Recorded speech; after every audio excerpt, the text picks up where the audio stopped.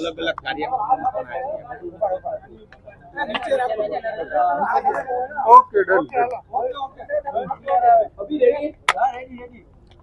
आज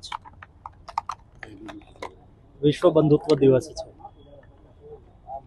11 सप्टेम्बर 1893 में स्वामी विवेकानंदे विश्व धर्म परिषद शिकागो ની અંદર एक ऐतिहासिक उद्बोधन કર્યું હતું। स्वामी विवेकानंदे देश અને દુનિયાની અંદર બંધુત્વનો સંદેશ આપ્યો હતો। હિન્દુ શાશ્વત સંસ્કૃતિ વિશે દુનિયાને માહિતગાર કરી હતી। એ દિવસ વિશ્વ બંધુત્વ દિવસના રૂપમાં મનાવવામાં આવે છે।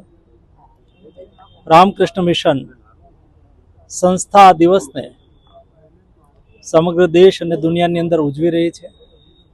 સ્વામી વિવેકાનંદે કહ્યું હતું કે મને 100 યુવા નચિકેતા મળે જે રાષ્ટ્ર પુનરુદ્ધાર માટે અમને ઉપયોગી થઈ શકે।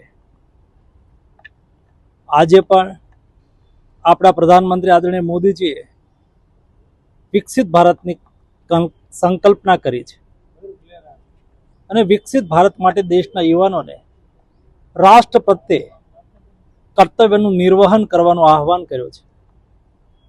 આજે ચોક્કસ રીતે દેશના યુવા રાષ્ટ્રને સમર્પિત, રાષ્ટ્રના વિકાસને સમર્પિત અને વિકસિત ભારતની સંકલ્પનાને ચરિતાર્થ કરવા માટે અગ્રેસર થઈ રહ્યા છે।